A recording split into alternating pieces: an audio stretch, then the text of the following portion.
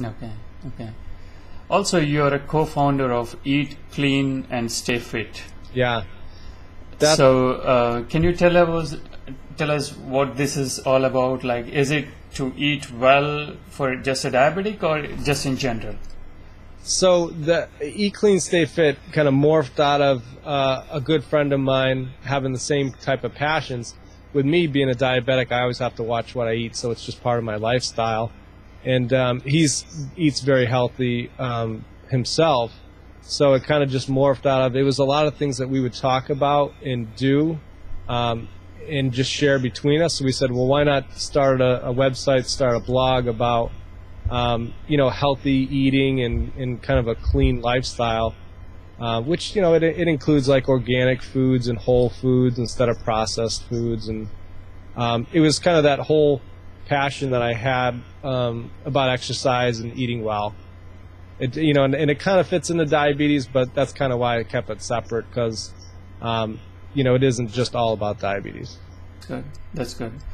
So, you mean to say it's all about portion control also in this site?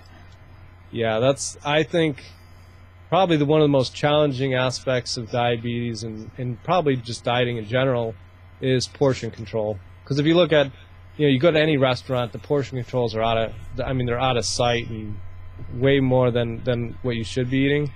And I found, and I posted the other day, I posted guess how many carbs is in this bowl of pasta. Exactly. And I looked at it and I said, there's probably about 70 carbs. And then I weighed it out exactly to figure out exactly what was in it. It was like 130 carbs. So, portion control is huge, and to be able to count carbohydrates and maintain, good control of your blood sugars, portion control is definitely key. And I found that weighing stuff definitely helps if you can, if you can take the time to do it. And also, I don't think that this is entirely a problem with diabetes, but it's the whole problem in the sense, like, the whole problem with the American diet is the portion control. So the portion control is way out in the restaurants or at home or anywhere. So they think the bigger the better, which is not true. Yeah, I mean, and people look at it like if they're going to order something, they want to get enough food that it's going to really fill them up and they're going to get their money's worth. Exactly. In reality, it's not doing good for your health. So, yeah. So the second question that I have here is, apart from this site, you also had a nice podcast recently on the social networks, that is Facebook, Twitter, or whatever social networking sites out there. So how is this impacting the diabetic community, first place? I think it's got a very big impact, and I think if you talk to anybody that is involved with diabetes on Twitter, I think you'll hear a lot of the same things. And I know you've done some interviews that I've watched, and I think with Charisse about the DSMA, and I talked a little bit about it. Getting a bunch of people together that all have diabetes and talking about it is really beneficial. For the main reason that someone with diabetes can really understand and relate to what's going on with somebody else that also has diabetes. And it's really hard to talk and get somebody to understand what a really low number feels like unless they have diabetes and they can kind of relate to that. So I think the social aspect of bringing people closer, doesn't matter where you live. You could live across the world. You can still tweet and post messages on Facebook and talk to people in that same kind of target audience. Exactly. And this is so wonderful with all the social networks out there. The world has really become flat. Yeah, that's right. No matter which country you are, but you're still connected. You can still share the passion. You can still share the feelings, and you can still share your friendships. And also, I think this has a lot to do with the diabetic community, because any part of the world you are, you can still, connect with the people out there and get your help. Yeah, that's right. The only thing I'd say or caution is there's some people that take it to the extreme, and I don't know if they if they work at all or if they actually do anything else, because they're always posting on Twitter, constantly. And I think, going into it too much, takes away from time that you might be doing something else like exercising or trying to take better care of yourself or something like that. So there's caution there, but the benefits of Facebook and Twitter for those with diabetes is huge. And, I kind of wish I had a little bit more time to be involved, even more than I am now. That's good. Yeah. So now you have 2 daughters. Mm-hmm. And what age are they? My daughters are age 2, just over 2, and about 5.5. 5.5. So pretty young. You've grown up till 22 years without knowing what diabetes is. But what if it affects my children? Mm-hmm. That's kind of thought you put it in the blog. I think that's where I understood. So you had this thought in your mind, like, what if my daughters are affected by diabetes, even at an younger age? So what are your thoughts on that? Well, there's a couple things. First, I don't want my diabetes to kind of hold them back. I want them to be able to eat whatever they want, and have their treats here and there, even though I probably don't eat the same things, but still try to keep them healthy. That's, one aspect that doesn't really impact them too much.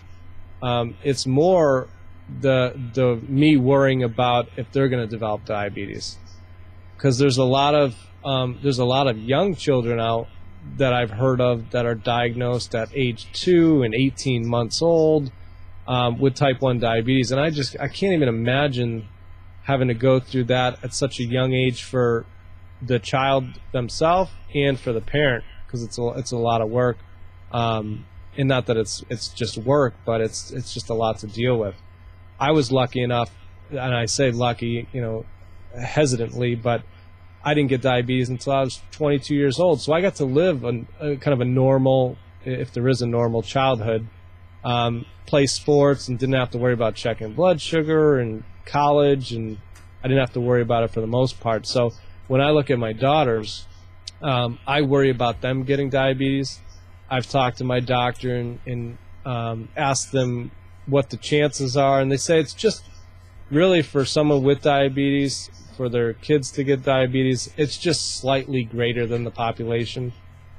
So it's not something I really worry about too much until I see some signs. So I wrote probably a while ago, my daughter was probably 3 at the time, my oldest. Mm-hmm. She was going to the bathroom a lot, and she was saying that she was thirsty and wanted juice, which I guess is kind of normal for a young child, but I started to get nervous, and I actually checked her blood sugar. And oh, really? Yeah, those 5 seconds counting down were, this felt like they took 5 minutes. But she had a perfect blood sugar, and it wasn't a big deal. But that comes into my mind, every once in a while, and I worry about that. Yeah.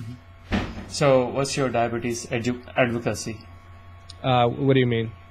So you do a lot of, you share a lot of passion with the diabetic community out there, raise funds. Also, I read your blog that you wanted to, write blogs for money, collect that money and donate it to some organization. So what are the different kinds of ways that you show diabetes advocacy? I don't do as much as I see a lot of other people do, and probably not as much as I could. One of the things that I do is, I do the website. Now I'm doing the podcast. And I try to get a lot of good information out there. I try to raise some money. What was interesting about the review that you mentioned, I do have some sponsorships on my website. So people actually pay me money to put their company up there or whatever, and it helps cover some of the costs of podcasting and website and hosting and all that other stuff. But one company came to me and asked, can you take a look at my website and review it and give me some feedback? And I ended up charging them, but I didn't feel right charging the company and posting a review that people might think was kind of jaded because I was getting paid for it. So that's what I decided to do with that money, is donate it to an organization. And there's some good ones out there. I don't want to sway people one way or another, but there's definitely some good ones out there. So, could I do more? Yes. Being involved in Twitter and Facebook and just, the newsletter that I have, I just try to get a lot of good information that people, may not know or might want to know about diabetes. Okay, that's good. So your final question is your final thoughts to the community. Final thoughts. I have the mindset, and I really think this is true, or this is what I tell myself, is that everybody's got something wrong with them. There's people have allergies or asthma or heart conditions, or some people get cancer. The way I look at it, and I'm a glass probably half full type of person, is that if everybody's got something, diabetes, there's definitely other things that are a lot worse. And if I can control it through diet, exercise, and just, taking care of myself, then, it's kind of a manageable disease. And I've done pretty good the last 13 years, and I've definitely got room for improvement. So, that would be my thoughts is, if everybody's got to deal with something, it's not so bad. Exactly.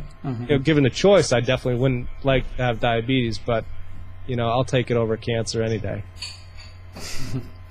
Thank you, Tony, for sharing your experiences, because this means a lot to the diabetic community out there, because they can reach out to you and share their story, share their feelings on Twitter or Facebook or anyway. They can reach you out. So thanks stepping up and telling guys, I'm here, I can do it. So you can, you can lean on me for any help. So thanks for that message that you're passing through this video. And you have a nice day. Thank you so much. All right, thank you too. Take care, Tony. All right, bye-bye.